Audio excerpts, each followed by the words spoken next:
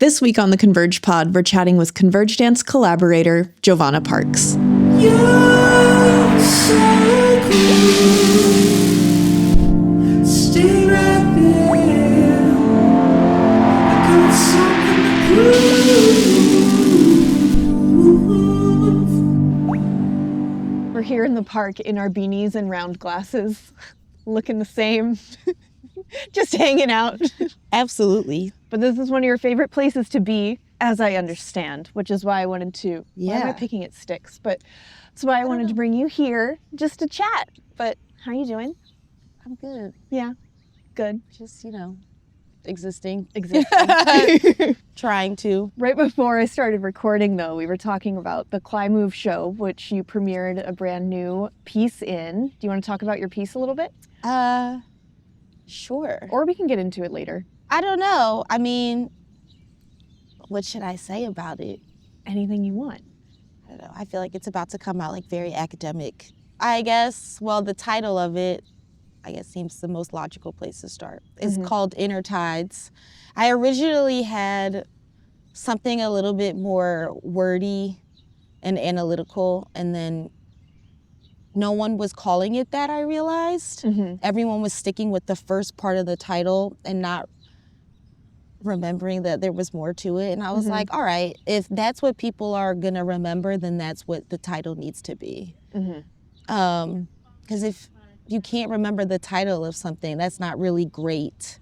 It's kind of like the brand of the piece in a way, or you could think about it that way. Yeah. But maybe that's too much pressure at the same time. I mean, I feel like it's pressure because for another thing I was commissioned to do, I was freaking out about the title. I remember. We were texting back and forth about it. Oh my gosh. Like crazy, like manic. Why is it so hard to title something? Well, because that's the first thing people are going to see when they open the program. Like, oh, Inner Tides by this person, music by this person. These people are doing it. Okay. And then if people have active imaginations, which we hope, they start building a story or a world in which Inner Tides might be represented. Right. And then they see the thing and maybe it matches what they had or maybe not. Maybe they also just didn't come in with any expectations. Maybe. Which is also really nice. Yeah. But does it matter to you if they do or don't match up those worlds or match up their expectations with your work? No, because then I think I will have like a great feeling of disappointment because it didn't align with what I was thinking. But you can't like force that on people. Like art is subjective. Right. And you just have to let it be. Like you can't force it, I suppose. Yeah. Yeah. It's so true. It's kind of like the thing you create, you put it in the world, and that's kind of all you can do is just like let it be received, I suppose, as difficult as that can be. But how are you like after performances or premieres? Is that like, do you usually feel, I don't know, this is maybe too, but like do you usually feel proud of what you put out like immediately? Because I usually kind of struggle with that. It takes me a few months to like things that I create. That's a loaded usually question. Yeah. After perform, I'm going to separate them because I feel like now that has a different meaning because I had to be those two different sides simultaneously for the first time ever. Dancing and choreographing in the show. Yes. Yeah. But after performances, I tend to get pretty like depressed, called post-show depression. It's exactly an actual thing. It is an actual thing. And sometimes it happens like I'll be on the train home and it'll just hit me like a ton of bricks. Or it'll be at like 4 a.m. when I wake up and finally my adrenaline has regulated itself and I'm just like, time to eat. And I'm just like a rat in the kitchen, like, or it happens a couple of days later, and sometimes it's short, sometimes it's long as fuck. Oh, am I allowed to curse? You can do whatever you want. Okay. It's fine. Great. Love that. I'll bleep it for Instagram, but everything else is fine. Great. Perfect. And then sometimes I've had shows where I'm like, I'm so glad for this to be over. I don't even care. I don't care. I don't care. I don't care. The moment has passed. That was X amount of minutes of my life. Okay, bye. I can't get them back. There's nothing I can do. So I'm gonna go get me a martini and some protein. Like that's the goal. Yes, refuel, move on. But I also do this weird thing where I dance in my sleep after a performance. I'm like physically? Physically. I've literally woken up like in shapes. Like one night I straight up woke up like this. I was like, what is going on? Why are the contractions? Yeah, like gram contractions, not pregnancy contractions. Yeah, like what is going on? And I am correcting all of my perceived mistakes or the things that I know. All right, that was obviously, you messed that up. You did not know where you were in space and time and whatever. And I'm correcting it. And it's just not great to wake up and be aware of the fact that you're being a drill sergeant with yourself. Yeah. That is so weird. But I think we just put so much of our entire being into that singular moment on stage. It is so glorious in a way that people who are not in our arts sector, or just arts period, they're just not gonna understand. I don't know. It's like, okay, it's like in the cartoons when either the villain or the protagonist or somebody just like starts like exploding with light, and there's just like shards of light going everywhere, and then they just crumble to little bits and they've been like annihilated. It's like that's what it feels like, and then you have to put the pieces back together, and sometimes you're just too depressed to do it, or you know, like I said earlier, sometimes you just don't care. Like, all right, I'm done, I'm out. Right. I did what I came to do. Yeah, or sometimes there's another project like right around the corner that, you know, you said yes to before you knew how you were going to feel. So you have to reassemble the pieces kind of quickly and also like deliver that explosion again. So like, how do you do that? Like, how do you bring the pieces back? Well, I think it's important, especially if you don't have to jump right into the next project, or just do the things that you really love to do, because it's a healing process. Really, it's just such a open wound for however long a performance is. You need things to insulate yourself. You know, it's like after sun gel, like aloe or whatever. I don't know. Yeah. But I usually just come to the park, honestly, with a notebook, a crossword puzzle, things that like organize my mind so I can sift while doing something, as opposed to like sift and be like kind of like a vegetable about it. Like I don't want to over ruminate, because I do that a lot. Like I'm just such an extreme overthinker, and it's like I need to do things like that will allow me to think, but I just can't be fixed on it. I don't know. Yeah, so you really need that like recovery period, even if it's, I mean, hopefully longer, but even if it's only a day of like really just time to yourself and reorganizing your brain before you re-enter anything. Yeah, and literally doing like nothing. Yeah. Like nothing. I have just expended everything. I am in so much pain, depending on the level, of like physical intensity, but it's just like, I don't want to hear anything. I don't want to do anything. It's like being overstimulated, but willingly. It's because it's the life we chose. It's also like the city we're in. Yeah. That those moments of quiet and like reset are like very not New York, but also very not the profession we're in. There's so much pressure to like be booked and busy like every hour of every day, but it just doesn't work sometimes. You need space to breathe too, so you have something to give. Yeah, absolutely. Now, as for premieres, that's a good question.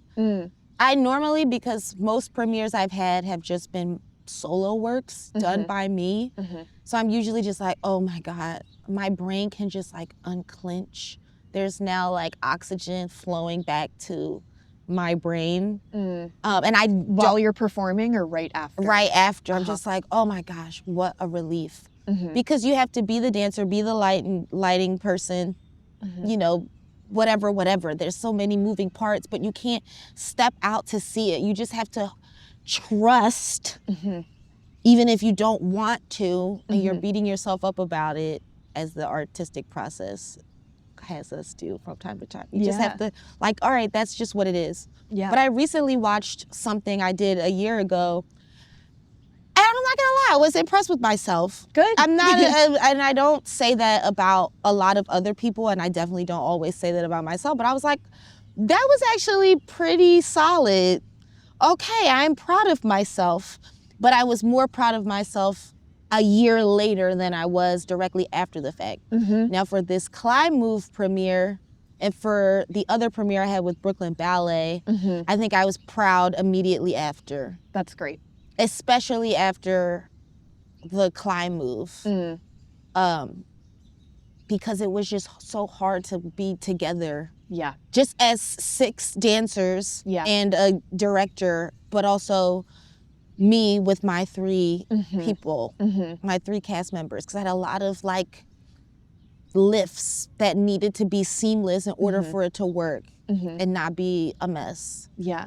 But I was like proud, like, well, I was a wreck show day, first of all. I literally cried from the moment I woke up. I was crying before the show. I never liked that. But I think I was just so proud of everybody because we were so exhausted and it was the hardest program we ever done. But just like seeing my piece with the lighting, with the music, knowing like there's this, I created such an intimate space for people to just receive. It's just like an open conversation. Yeah. It's really nice. Yeah. Like I like that. That makes me happy. And I know my piece was hard. So it was just like, ugh. Yeah, you felt it before it even like went on stage. Yeah. Just like, I don't know, the freedom of the day, or just like what, like it was over. Like it was kind of, you had to surrender the work a little bit. Absolutely. Yeah. And also proud that people could see me on 2 different sides. Yes, they could see like both, or like at least 2 of your, you know, creative expressions and creative outlets. But but you've been choreographing for a while, and I know most of your work you create on yourself, or it's a solo for yourself. And is it correct in saying kind of recently you've been able to work with larger groups? I guess what's the difference between working on yourself, with yourself, by yourself for a whole process, but then versus having a group of people to choreograph on? Is there one that feels like safer, or one you prefer?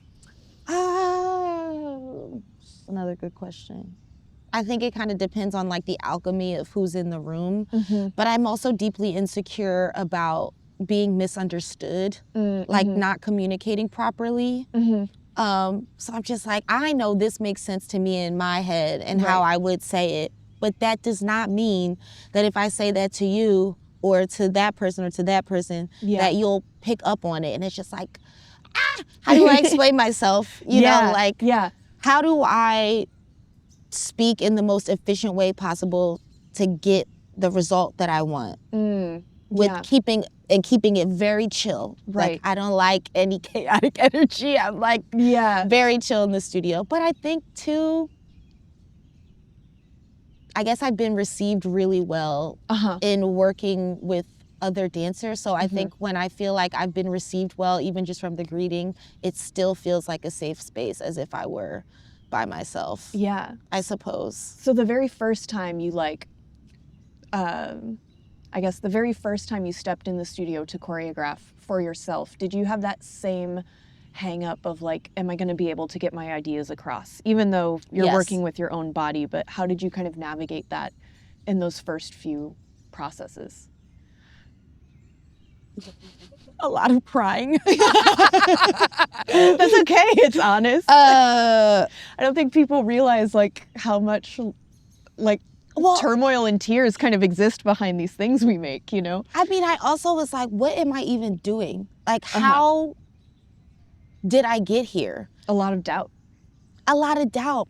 But what's funny is the first thing that I ever choreographed, I didn't even seek this out. I was sought out, which is crazy to me because I had just left Elisa Monte dance and I was in my late 20s existential crisis mode, like, oh, who am I? What is my purpose? I'm withering because I have no purpose and blah, blah, blah. And then this opportunity to choreograph came and I was like, all right, like I'm a pretty creative person. Maybe I could do this. Why not? And then my best friend had sent it to me. I was like, well, I guess I have to do it now if two people are sending this to me. And you're like, the opportunity just keeps knocking, so I have to take it, I guess. But yeah. Yeah. So then I guess after that first process, did you was Counterpoint one? I think Counterpoint that was your first piece? Yeah, that was in 2020? 2019. 2019. And then COVID happened 2 weeks later. Wow. I remember people talking about like COVID, well, it's over there and it won't get here. And I was like, I don't think you understand how spreading of disease works. But okay, right on. And then the city just shut down. And then I was like, wow, I have no outlets whatsoever. Because I actually did like choreographing. It was nice. It was a good first experience, I think. Yeah. And you kept it up. I mean, I did. We're very post-COVID now, and you're still choreographing. So what was because there's such a drop, right, in the creative community once COVID hit. How did you keep up with this brand new thing that you liked, even though there wasn't much going on? I did a lot of improvising. Because there's nothing to do. You just were by yourself. Totally. So I was like, okay, well, I have to keep moving. I'm sad and I can't just sit in one position all day. I just don't work like that. Yeah. But also I think 2020 was just so tumultuous and there was so much death everywhere. And I guess choreography ended up being a means of grieving as a way of like sorting through all of that. And that's when I was asked to make something for this like outdoor series with Alpha Omega. And I made like a solo sort of about the Black experience. And I guess you could say specifically from like a Black female's perspective. And it was really intense and healing for people, including myself. I was like really proud of myself, especially because it wasn't like classical music. Like I used like Lauryn Hill. Yeah. And that was fun. And then I ended up making that, like I applied for a grant and then expanded on that. And I would like to continue expanding on it. So there's other viewpoints coming out of my person. How did you expand it with? I added like a set. So I added like newspapers, like crumpled up newspapers. And I still kept the original title, which was American Paralysis. And then I had this solo, but I made, I guess like, it was a pretty long duet. I really want to say like 15-minute long duet. Wow. With another dancer. And she was a great choice. Like, I mean, we had to do it pretty quickly because there wasn't a lot of time to like fulfill the grant or whatever. Like, right, those things are usually pretty fast. Pretty quick. And that was great. And then I did the solo and then we had like another duet-y part. And it kind of left it like, this is how it ends. It could just be this 30-minute whatever, or it could expand, but I want like a male perspective, a queer perspective, a blah, blah, blah, blah, you know, like whatever I want to. So it's not so singular. Yeah, yeah. I feel like watching your, I don't know, choreographic voice develop, or just like watching the work that you create, there's kind of this, or like two camps of what you're like putting out, this very real experience of being like a Black woman in America. But then so many of your pieces also take this very like surreal or almost like sci-fi approach to things. Like before we got here, I was deep diving into your website and like the description. People really look at it. I do. They look at my website. I'll link it in wherever I can link it. But Cool. like some of the descriptions for your pieces were like, you know, so and so existing on an asteroid, or like the link between like, you know, the machinery of life and like all of these very like weird out there like futuristic sci-fi kind of things right next to this like, you know, very real like just like human experience in its rawest way. So I guess how do those two worlds exist for you? Or for you, is it the same thing? It's just your brain. It's just Jovi world. It just like... All of those things? Yeah. I feel like... Yeah, I'm going to say all those things. And sometimes I guess I could separate them, but... Yeah. Nothing is really like separate though, is it? I don't know. Not in... Yeah. I guess not in your brain or like the way the world incubates like inside of your head, but I suppose I could refine the question and say, is there like a deliberate choice to be like, oh, I want to make this solo sort of surreal or living on this like asteroid setting as opposed to living in something that's a little more tangibly like this reality that we're in? Or is it just like the piece lands where it lands? I also think a little bit of both. I think once I complete a work or at least get to a point where I'm like, all right, I told the story, now we got to tie it up. It's like, all right, fine, that's where it lands. But I feel like my more surreal creations have been with counterpoint because you are paired with someone that you don't know that is also an artist, but in a completely different medium.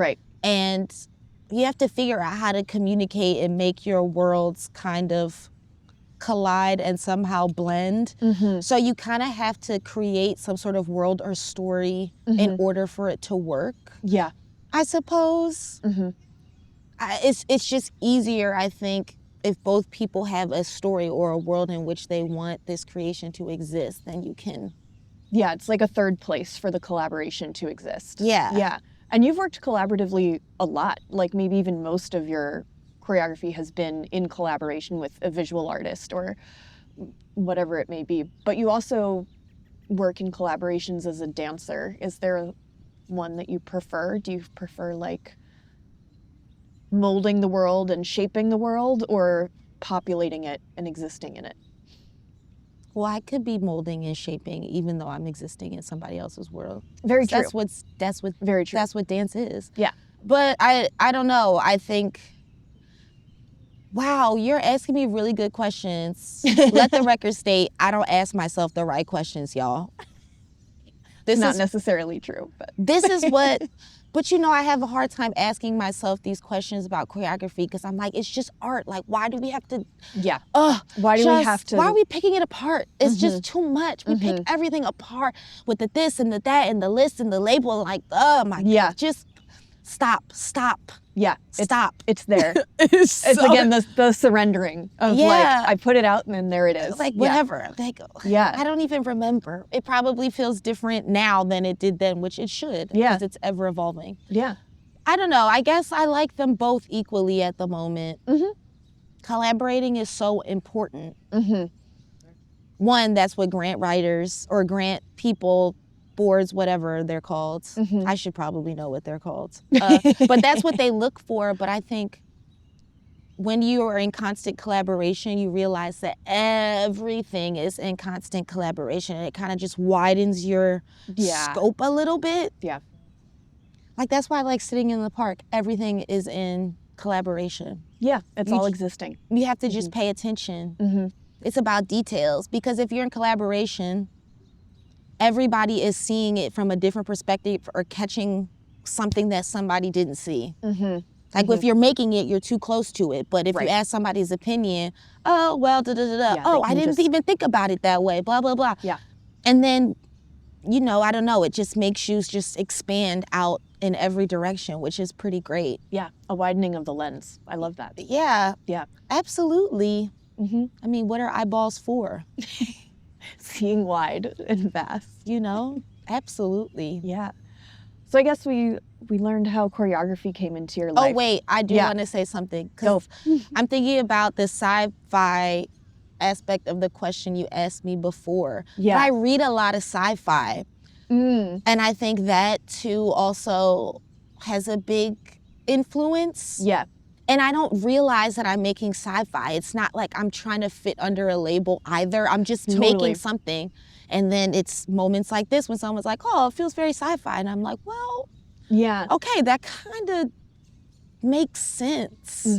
That's very well, it's interesting. Up my alley. Because, like, I guess I've been thinking about it just in my own process of, like, everything I make to me feels related to each other, where there's, like, these weird Easter eggs or, like, through lines in my work that I'm just, like, noticing. And I'm like, oh, that's coming from here, and that's coming from here, and that's coming from here. And I guess, I mean, duh, but it's just, like, I'm the funnel through that the world's coming through, and then I spit it out. So of course there's things that connect it all, and it's like, you know, it's the same whether you've noticed that your sci-fi reading comes out on stage or not. But that's interesting. You know, it does. But it's cool to think about that we're all just these different, like, creative vomit vessels. Like, vomit I like vessels. That. That's an idea. You should write that down. Yeah. Well, it's recorded now, so it exists. But that just reminds me of. And it gives, like, validity to your voice, like, automatically. But, absolutely. Absolutely, it does. Yeah.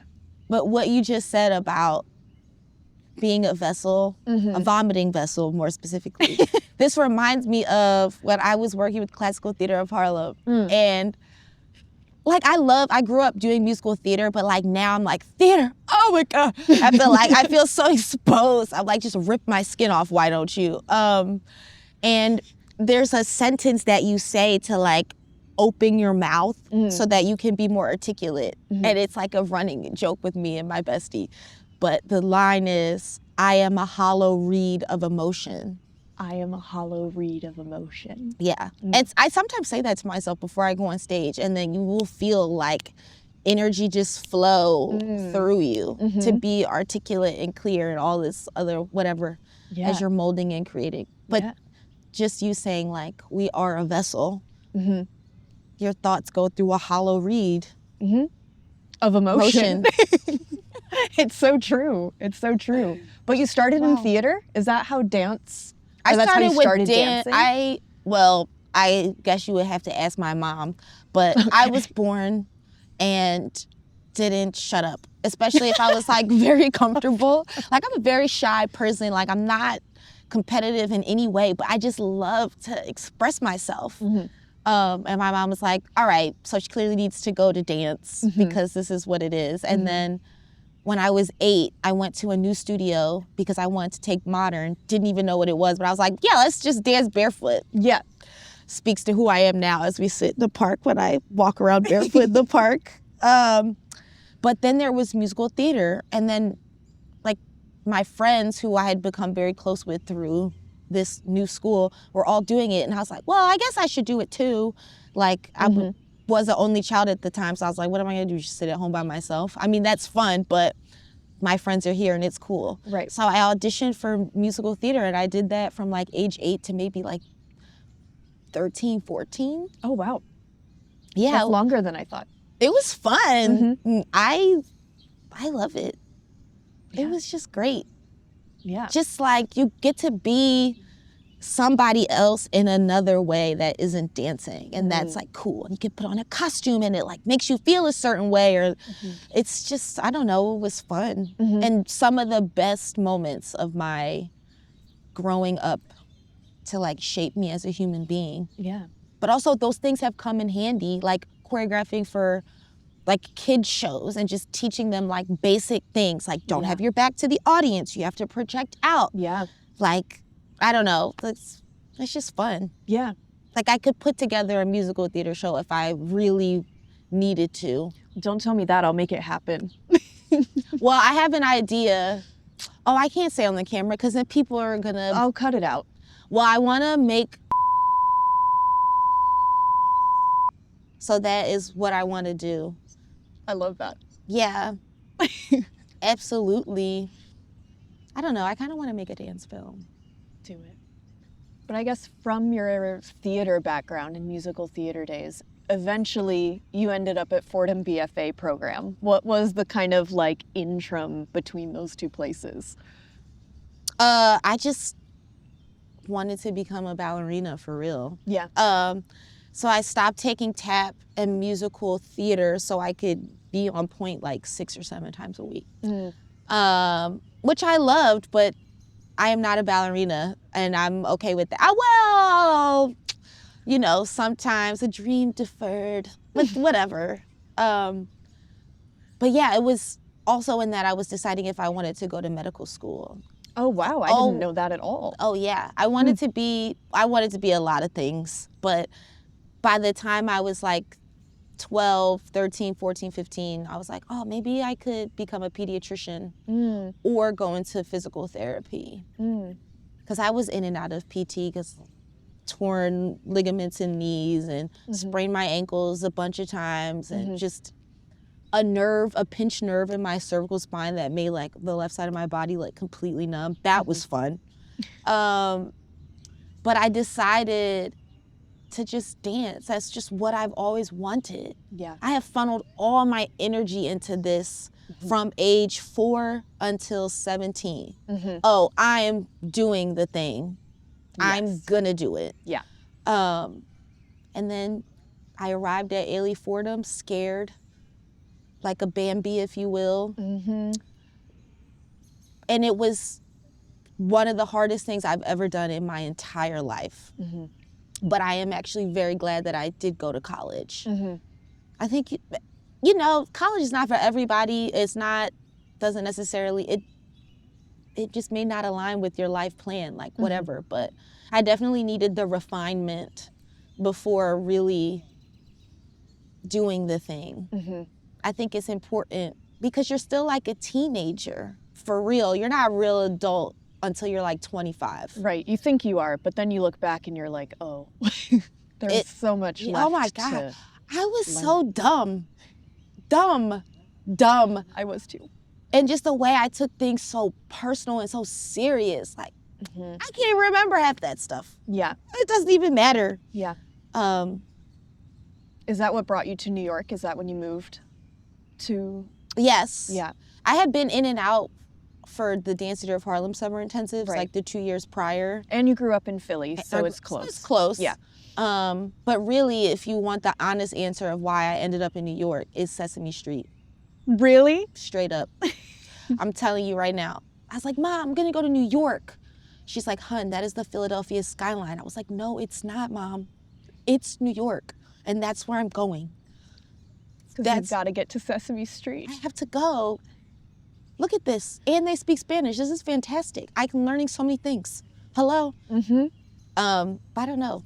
New York has always just been where I've wanted to be. I belong here, even though it probably has given me so many anxiety disorders. It's great. Yeah. That's what we sign up for, right? Yeah. And then I went home after college because I stupidly did not plan. Folks, you should have a plan for real. You cannot just be Pocahontas out here and drop off the face of a cliff. That is not how life goes, okay? I'm here to tell you that. You will land not well. How long were you back home for? 9 months. No, I was not pregnant. But it took the same amount of time to figure things out. Absolutely. Yeah. That's how long it takes to birth an idea, y'all, or a plan. 9 months. Minimum. But I needed it. And then I moved back, because if I didn't move back then, it was not going to happen. And I've been here hustling ever since. Yeah. Wow. Yeah. And then I met you. Yeah. And it's funny because we were talking on our way into the park as we both used to live in this neighborhood, but we didn't know each other. And during the pandemic, we would frequent like the same restaurant because they would serve bone broth every day for free. That bone broth, I need them to bring it back. It was so great. And then we met after the pandemic and we're like, wait, are you kidding me? We were neighbors. No, we met before the pandemic. Or we did. We started working together after. Yes. But yeah, because you joined konverjdans for Cuento back in 2022, which is so recent. I feel like you've been a part of converge dance forever, because I feel like when you showed up or you stepped into the studio, Amy, Tiff, and I realized like, we're just like, oh, this is what we've been missing. Like, we didn't even know we were missing anything until like JoVonna got here. And you're just like, so... Yay, chaos! No, but it's like, you just have this like, this depth, this focus, this honesty that you bring into the studio every single day. And like watching the work that you've created and just like how you exist as a person, at least for me, like gave me permission to be like, oh, you can just be yourself, and you can be a little weird, or you can bring in like just absolutely everything that's going on with you. And it was like so inspiring to have you for that season. And like, thank you. Yeah, I'm just so glad that you're a part of Converge Dance. Me too. It would be very different without you. It would be. Yeah. But I also feel like y'all gave me permission to be myself. But I mean, how great is it to be a dancer and a choreographer? You get paid to make shit up. This is great. You we literally just play pretend all day long. Yeah, it's fantastic. Yeah. I absolutely should indulge in my like wildest fantasies. Yes, yes. What? Yeah. Okay, great. Yeah. This is amazing. Yeah. And then hopefully, if people feel that it matters, then people can also bask in a fantasy world that aligns with them, that I created long after I'm gone. Well, that's if we take care of the planet, because at the rate we're going, it's going fast. We're sinking. Yeah. But this actually reminds me of another question I had for you, because you grew up doing Graham and Horton and ballet, which are like very like codified techniques. Prescribed is a great word. Like, how did your technique like grow with you, or how has it like helped your creativity? Because, you know, the codification, if that's a word, can feel very like rigid sometimes. Oh yeah. So how do you work with or against, or how do you use that background, I guess? I don't know. I just let it flow through me. But I think like that's the mistake we make as young dancers, that it is rigid, but there's so much freedom. Like Graham is a perfect example of this. You start with Graham and you're sitting on the floor. Some teachers have you do this. My teacher always had us do like lotus flowers so we could like really sit up. And you're just, also like some of the images that Graham pulls from like are not meant for like teenagers necessarily. You know what I mean? Yeah, but it also, like matures. Yeah, I mean for baby Graham, which I was getting when I was 8, like you know how to babyfy it, for lack of a better term right now, so that it's like appropriate. But like everything is so like, oh, suffer and like confined. And even when you get up, you're like doing grand pas mas, but there's still like a contraction that makes it feel constricted, which is actually the whole point of Graham, to exercise that contract and release, that pull and that push, like opposites. You know, it's great. Yeah. But then once you get to the higher levels, you realize how lyrical it really is. I mean, it was born out of not wanting to do ballet technique because that was so rigid. Yeah. And then I just think it's funny that it starts so rigid only for it to be this free. You can find so much movement, and I think it's actually so organic. And I think I kind of, even my improvs, I'm like, why? It's the back, as Dudley Williams used to say. Gosh, that's such a like, the way you just described Graham technique, it's like her whole dance experience in like one like codified technique. Like we were saying, she funneled whatever it was and just put it into this thing that went from, you know, feeling rigid to very flowing, which that's cool. But I mean, it's no different than going to school. That's codified. Yeah, you need some boundaries, or like a schedule, like a structure. You need a structure. It's like jazz music. You have to learn classical music terms, whatever, in order to be able to scat or, you know, jam out and still be on that undercurrent and adding variation on the theme, and then to pull right back into it. Yeah. Like, I think that's important. But I think every every person I've ever worked with, every person who was ever my teacher,